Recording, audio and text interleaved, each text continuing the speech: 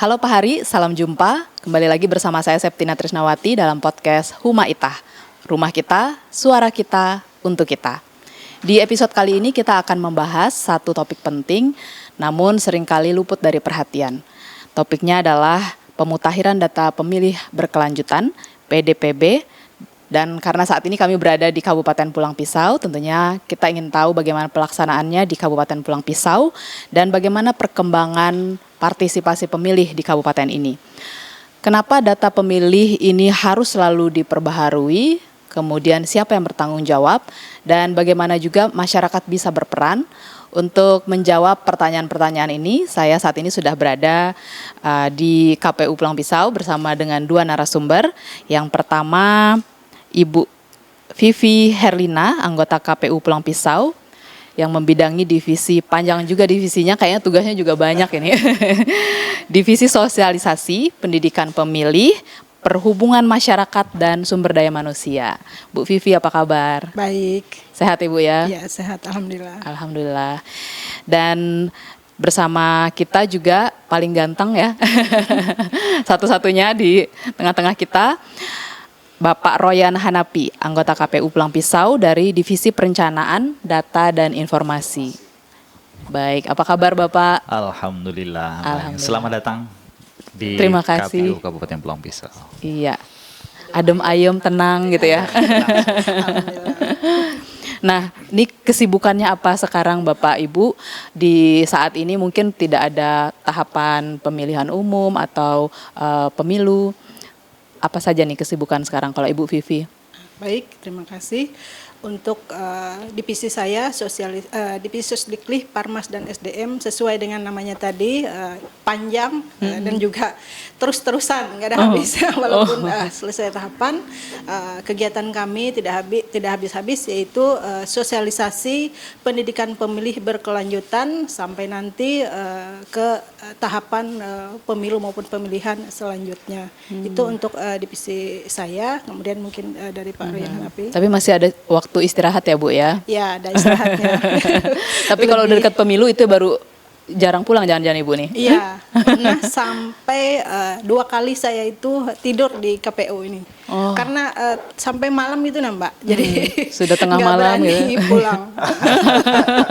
Hanya udah nginap aja di kantor KPU. Gitu. Nggak dicariin anak suami Ibu?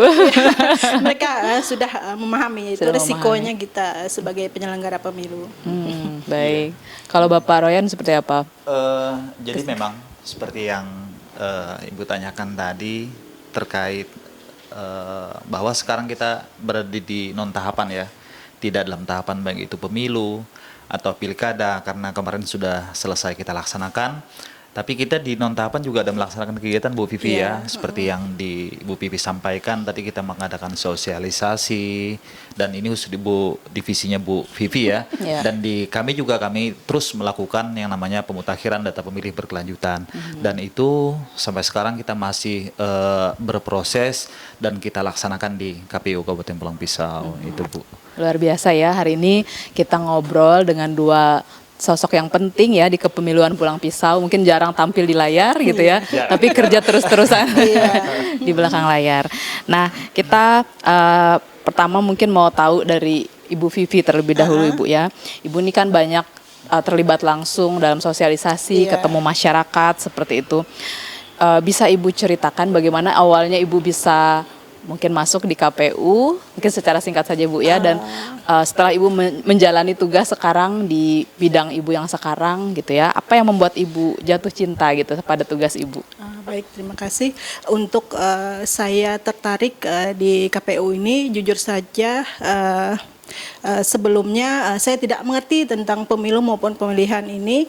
Kemudian dulu saya pernah menjadi PKD, pengawas pemilih desa, di mana itu tugasnya itu turun-turun menanyakan informasi tentang data-data yang sudah dilaksanakan oleh KPU tingkat desa yaitu PPS. Nah dari situ saya mulai tertarik, ternyata asik gitu bertemu dengan masyarakat, datang langsung bicara, mensosialisasikan. Kalau yang kemarin kan lebih ke Bawaslu mencegah tentang apa yang larangan-larangan dari pemilu itu. Nah, kalau ini kan mengajak untuk berpartisipasi, memberikan hak pilihnya itu saya rasa menjadi tantangan saya, sehingga saya tertarik ikut menjadi penyelenggara pemilu.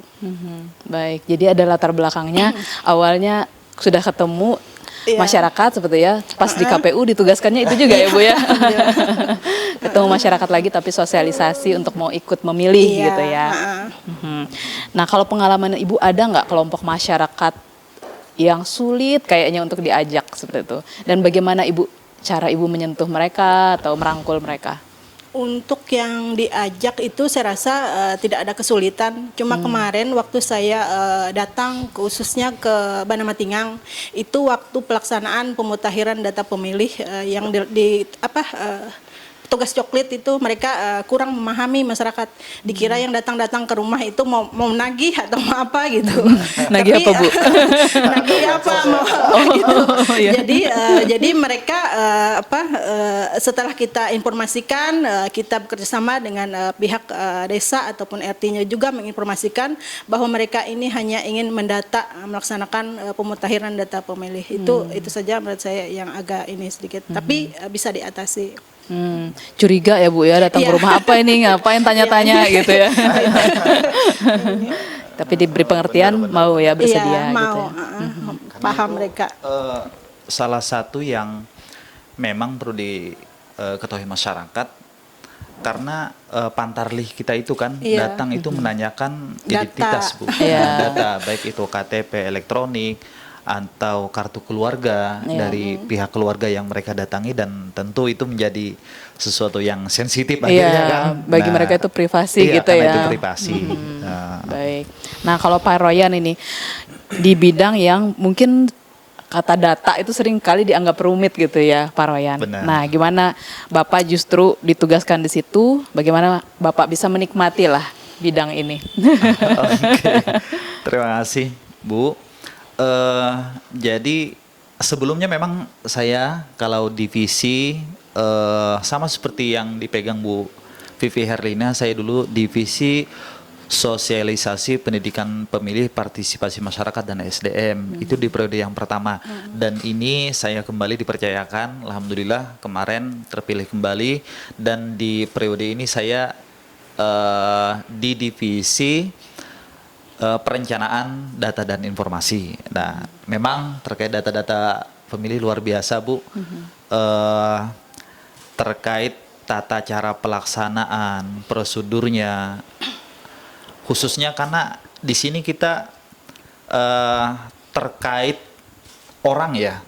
Yang namanya orang itu mobilisasinya luar biasa kan, karena kita tidak tahu hari ini ada di Pulang Pisau, besok sudah di Palangkaraya, dan itu yang kita dari divisi khususnya Rendatin itu mengakomodir. Nah, terkait mobilisasi warga-warga yang ada, mendata warga-warga yang ada dengan beberapa klasifikasi yang cukup banyak. Ada yang meninggal, ada yang pemilih masuk datang ke Pulang Pisau, ada yang keluar dan sebagainya. Jadi memang itu tantangan tersendiri, tapi kita tetap dibikin enjoy, dibikin santai untuk menikmati segala pekerjaan yang sudah diberikan atau sebagai itu tanggung jawab yang harus kita selesaikan dengan baik, Bu. Baik, nah tadi Bapak menyebutkan tantangannya soal mobilitas masyarakat yang mungkin lumayan tinggi ya Pak ya. Nah, kalau tantangan lain apakah ada seperti kondisi geografis misalnya atau hal-hal yang lain juga yang menyulitkan? Iya. Tantangan geografis salah satunya Kabupaten Pulang Pisau ini adalah kabupaten yang berada di terapit di antara dua kabupaten dan satu kabupaten dan satu kota. Jadi mobilitas itu cukup tinggi. Ada yang dari Pulang Pisau pindah ke Kapuas, ada yang dari Kapuas pindah ke Pulang Pisau, begitu juga sebaliknya. Dan hal ini kalau boleh jujur cukup merepotkan bagi kita semua. Nah, bagi khususnya kami dalam rangka pendataan pemilih yang melakukan mobilisasi tersebut. Nah, itu Bu, sekilas gambaran. Kalau untuk geografis dan wilayah sejauh ini kita dari 8 kecamatan yang tersebar di Kabupaten Pulang Pisau, kita alhamdulillah semuanya bisa kita jangkau, kita bisa kita datangi. Salah satunya melewat transportasi darat, kita alhamdulillah bisa bisa kita lewati. Dan tapi memang ada beberapa wilayah yang memang daerah-daerah terluar, itu ada beberapa desa di Kecamatan Sebengau Kuala dan Kecamatan Kahayan Kuala, yang mana transportasi ke daerah tersebut kita harus menggunakan transportasi air. Nah, tapi alhamdulillah masih bisa kita cakup, Bu, dan kita jangkau di sana. Baik. Nah, kalau untuk proses pemutakhiran data pemilih berkelanjutan itu sendiri, Pak, mungkin bisa dijelaskan seperti apa sih prosesnya berjalan, kemudian kepada pendengar dan juga pemirsa yang mungkin belum terlalu paham juga atau belum familiar dengan istilah pemutakhiran data pemilih berkelanjutan ini, mungkin bisa dijelaskan juga, Pak. Oke.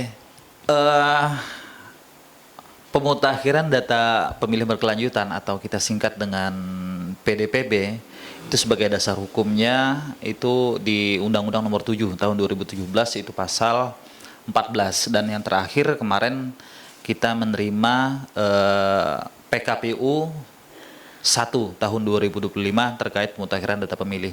Nah, terkait data pemilih ini sebenarnya kita sudah berproses, Bu. Nah, berproses di Kabupaten Pulang Pisau, yang mana kegiatan ini untuk memperbaharui data pemilih berdasarkan DPT pemilu atau pemilihan terakhir yang kemarin sudah kita laksanakan. Terkait PDPB yang kita lakukan, ini sudah kita proses, dan untuk pelaksanaan di tingkat kabupaten itu per triwulan, artinya per 3 bulan. Nah, kemarin kita sudah melakukan proses itu, dan triwulan pertama sudah kita lakukan, dan nantinya insya Allah bulan Juli tahun 2025 kita akan melakukan pemutakhiran PDPB di triwulan kedua. Nah, insya Allah itu akan kita lakukan nantinya bersama seluruh pihak atau stakeholder yang ada di Kabupaten Pulang Pisau. Berarti itu kembali lagi datang ke rumah-rumah lagi, Pak, ya, mencek lagi? Tidak, Bu. Tidak. Nah, seperti kalau apa, Pak, kalau prosesnya ini tidak seperti yang namanya coklit kemarin, ya. Nah, kalau coklit itu datang ke rumah-rumah seperti yang disampaikan oleh Bu Pipi tadi kan. Nah, kalau ini prosesnya kita menerima data dari Kemendagri, Bu, ya. Nah, kita satu pintu dari Kemendagri diturunkan ke KPU RI, lanjut ke KPU provinsi sampai ke KPU kabupaten. Nah, kita tidak melakukan verifikasi secara langsung kepada warga-warga. Kita tidak melakukan itu karena bagaimanapun sekarang kita sudah tidak ada badan ad hoc lagi kan, tidak ada PPK, tidak ada PPS, tidak ada Pantarli. Jadi proses yang kami lakukan, kami melakukan koordinasi dan komunikasi dengan instansi khususnya yang ada di Kabupaten Pulang Pisau, itu adalah di Dukcapil. Nah, kita data-data yang sudah diturunkan kepada kita, kami verifikasi, dan itu salah satunya juga dari pihak pemerintah daerah itu ada BPS, ada BPJS, yang mana itu adalah sumber-sumber data yang kami peroleh dari Kemendagri. Jadi kami melakukan kerjasama intinya, Bu, dengan beberapa pihak untuk melakukan verifikasi data yang sudah diturunkan kepada kami. Baik. Jadi sering rapat gitu ya, rakor gitu ya, antar instansi gitu ya. Iya, saya kembali ke Bu Vivi lagi. Bu Vivi, untuk sosialisasi ini, kita di era media sosial saat ini, bagaimana KPU Pulang Pisau ini memanfaatkan ya kecanggihan teknologi dan juga digitalisasi sekarang, khususnya juga untuk menjangkau generasi muda. Baik, untuk di Kabupaten Pulang Pisau kebetulan kita memiliki media sosial, yaitu di Instagram maupun Facebook KPU, di mana itu setiap informasi kegiatan-kegiatan pemilu maupun pemilihan kita sampaikan, kita informasikan. Kemudian juga kami bekerjasama dengan media cetak maupun media online, informasi-informasi tentang pemilu dan pemilihan. Kemudian juga kita mendatangi ke sekolah-sekolah, kita memberikan sosialisasi pendidikan pemilih kepada sekolah-sekolah pemilih pemula. Ada tidak Bu bentuk inovasi atau pendekatan kreatif yang dibuat oleh KPU Pulang Pisau seperti itu yang pernah mungkin dilakukan dalam sosialisasi dan juga pendidikan pemilih? Untuk di Kabupaten Pulang Pisau ini kemarin kita melaksanakan inovasi, salah satunya adalah kita mobil keliling, mobil ataupun kendaraan bermotor. Kemarin kita libatkan PPK maupun PPS menggunakan motor, pengeras suara gitu, imbauan tentang informasi pemilu maupun pemilihan. Lalu kemudian kemarin itu tempat-tempat ibadah kita minta juga kepada PPK maupun PPS menyelipkan informasi tentang pemilu maupun pemilihan setelah pelaksanaan ibadah, misalnya pada hari Jumat itu sholat Jumat, selesai pelaksanaan itu kita minta dibacakan informasi tentang pemilu maupun pemilihan. Kemudian di tempat ibadah Kristen itu kan hari Minggu kita minta juga kan informasi tentang pemilu maupun pemilihan. Kemudian saat-saat pertemuan baik di tingkat RT kita ini kan juga selipkan terus tentang informasi pemilu maupun pemilihan. Itu menurut saya inovasi di luar dari arahan tingkat atas.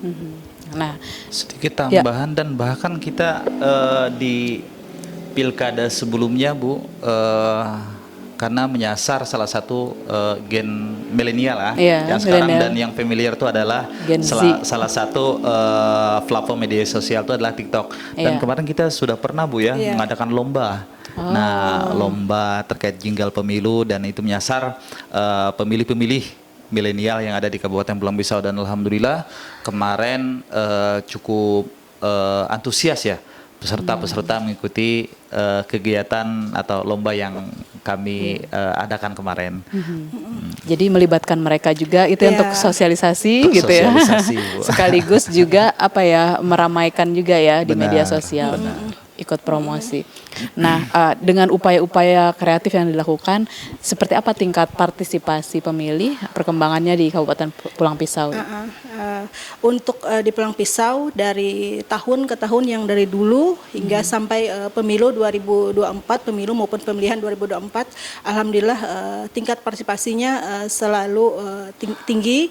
Kemudian yang terakhir ini kemarin untuk partisipasi pemilihan 2024, alhamdulillah Pulang Pisau urutan ketiga tertinggi partisipasi pemilihnya. Di Kalimantan dari Tengah. 14 kabupaten kota. Dari 14. Kalimantan Tengah. Luar biasa. Di angka berapa ya kemarin? Yang ketiga. Urutan ketiga ya. Baik. Nah, kalau kendala Ibu, kendala paling signifikan yang dihadapi pada saat proses pemutakhiran data berkelanjutan sekarang ini, apakah pernah mendapatkan penolakan dari masyarakat atau masalah administrasi? Masalah administrasi, saya rasa mungkin ke para sebenarnya tadi kan ada sekilas Ibu sampaikan ketika Pantarlih kita itu datang, di situ ada mungkin dari pihak masyarakat mempertanyakan dulu kan, nah prosesnya. Nah, cuman kalau secara khusus terkait pemutakhiran data pemilih berkelanjutan yang kami lakukan di KPU Kabupaten Pulang Pisau, itu sekarang kami tidak ada badan ad hoc.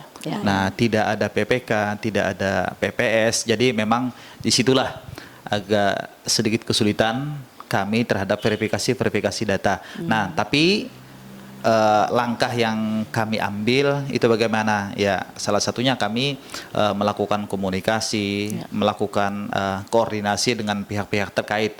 Nah, seperti yang kami sebutkan tadi, misalnya di Sdukcapil, DPMD, nah terus BPS atau BPJS. Nah, itu Bu yang menjadi kendala kami. Tapi insya Allah kendala tersebut bisa kita lewati dan bisa kita lakukan tugas-tugas kita dengan baik, dengan koordinasi baik di antara lembaga.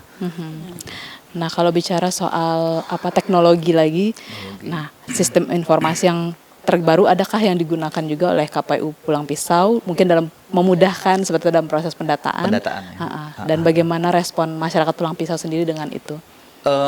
Kalau yang berbasis teknologi, salah satunya yang ada di kami ya, khususnya di bagian Arendatin, itu salah satu aplikasi yang tentu memudahkan bagi kami terkait data pemilih adalah aplikasi SIDALI, Sistem Informasi Data Pemilih. Nah, jadi aplikasi tersebutlah yang sangat-sangat membantu kami dalam pengolahan data.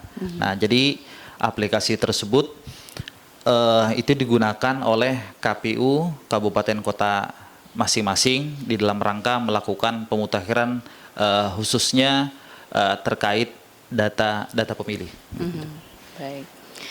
Nah, saya masih ke Bapak sebagai pribadi ya Pak yang bekerja dengan angka dan juga sistem gitu. Kalau bagi Bapak pribadi berhasil atau sesuai target itu apa? Apakah ada pengalaman pribadi Bapak juga yang merasa bahwa ini bukan sekedar data, ini bukan sekedar angka. Seperti itu? Oh, benar. Terkait hal itu, Bu, proses yang kita lakukan selama ini kita alhamdulillah berjalan dengan lancar, dan seperti yang mungkin ini sering terjadi dalam PHPU, perselisihan hasil pilkada, yang salah satu menjadi gugatan penting yang sering diajukan dari paslon itu adalah data pemilih. Dan kita kemarin di beberapa baik itu pemilu atau pilkada yang sudah kita laksanakan, itu alhamdulillah khususnya terkait data pemilih tidak ada gugatan. Dan alhamdulillah karena sejauh ini pun proses yang kita lakukan itu sesuai dengan ketentuan, dengan prosedur, dan artinya apa yang sudah kita lakukan selama ini dipercaya oleh masyarakat, dan khususnya bagi paslon-paslon yang sudah berkompetensi, sehingga kemarin tidak ada gugatan ya. Nah, terkait data pemilih untuk di Kabupaten Pulang Pisau. Gitu. Jadi pekerjaannya sudah diterima seperti Pak ya, alhamdulillah semuanya, oleh peserta pemilu dan juga oleh masyarakat. Nah, saya kembali ke Bu Vivi. Ada tidak Bu hal yang membuat takut gitu kalau udah mau dekat-dekat pilkada, udah mau dekat-dekat pemilu gitu? Kalau takut sih nggak ada. Kita lebih ke kalau sudah sosialisasi kita gencarkan saat mendekati menjelangi hari H, kita ini aja ikhtiar kita sudah kita usahakan pasrahkan aja sama insya Allah selama kita melaksanakan tugas dengan baik sesuai dengan peraturan, saya yakin insya Allah semuanya akan berjalan dengan baik. Gitu. Karena sosialisasinya nggak cuma waktu dekat-dekat mau pemilihan Bu ya, tadi dari sekarang udah dilakukan. Jadi waktu dekat hari H itu cuma melihat bagaimana hasil yang dilakukan selama ini gitu ya Bu ya, dan berdoa dan percaya tadi. Baik. Nah, kalau dari Bapak, apakah ada harapan pribadi dalam menjaga data supaya tetap akurat, maupun agar masyarakat ini mau berpartisipasi aktif dalam pemilu mendatang dari data yang ada seperti itu? Data yang ada ya. Oke. Kita sudah gencar melakukan sosialisasi. Kita kerjasama aja dengan kawan-kawan di bagian sosialisasi. Kita sudah sampaikan kepada masyarakat melewati flyer atau pengumuman di medsos kami bahwa kita berharap partisipasi masyarakat dalam rangka pemutakhiran data pemilih ini nantinya bisa aktif menyampaikan kepada kami, khususnya pemilih-pemilih yang masih belum terdata atau ada warga yang masuk ke Kabupaten Pulang Pisau atau agar bisa melaporkan kepada kami. Dan karena itu adalah bagian terpenting bagi kami dalam melakukan pelayanan terhadap masyarakat yang ada di Kabupaten Pulang Pisau, agar hak pilihnya bisa terjaga, dan nantinya ke depan dengan proses PDPB yang kita lakukan ini, pemilih-pemilih yang masih belum masuk di DPT agar segera kita masukkan. Itu, Bu. Baik. Kita tidak terasa sudah hampir di penghujung podcast kita. Bapak Ibu, mungkin dari Ibu Vivi terlebih dahulu mungkin bisa menyampaikan closing statement dengan satu kalimat ajakan atau harapan kepada masyarakat Pulang Pisau khususnya untuk masa depan demokrasi di Pulang Pisau. Ya. Silakan. Untuk saya closing statementnya, saya ingin mengucapkan terima kasih kepada masyarakat Kabupaten Pulang Pisau sehingga tingkat partisipasi pemilihan di Kabupaten Pulang Pisau meningkat. Mudah-mudahan ke depannya bisa lebih tinggi lagi tingkat partisipasi pemilihnya. Dan izin saya sedikit ini boleh. promosi. Boleh. Untuk masyarakat Kabupaten Pulang Pisau, jika ingin mengetahui tentang kegiatan aktivitas KPU Kabupaten Pulang Pisau, bisa cek media sosial KPU Kabupaten Pulang Pisau, IG-nya adalah KPU Pulpis. Kemudian untuk mengetahui produk hukum peraturan-peraturan KPU bisa dilihat di sosial media Facebook maupun IG JDIH KPU Kabupaten Pulang Pisau.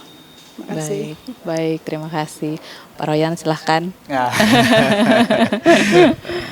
Oke, kasih Ibu. Kami berharap kepada seluruh warga masyarakat yang ada di Kabupaten Pulang Pisau agar ikut berperan aktif dalam rangka pemutakhiran data pemilih berkelanjutan yang dilaksanakan oleh KPU Kabupaten Pulang Pisau. Silahkan kawan-kawan atau Bapak Ibu sekalian seluruh warga yang masih belum masuk di dalam DPT atau pemilih yang baru masuk ke Kabupaten Pulang Pisau melaporkan kepada kami. Kami siap untuk melayani Bapak Ibu sekalian.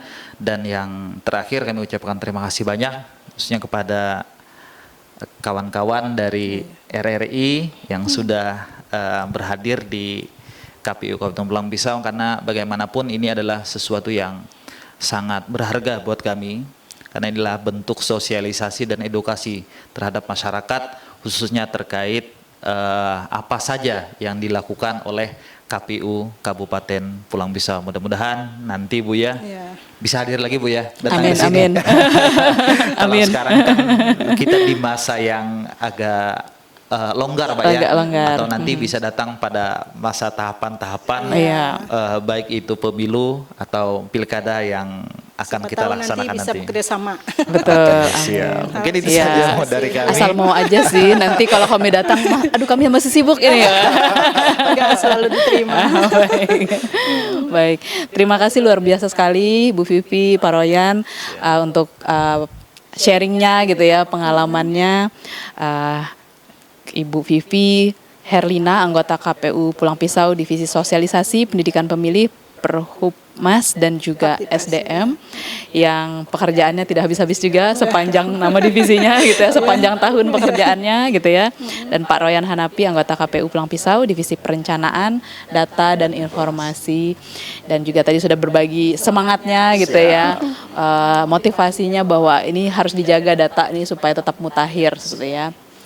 Terima kasih Bapak Ibu juga untuk waktu dan kesediaannya menerima kru dari RRI untuk bisa podcast di sini.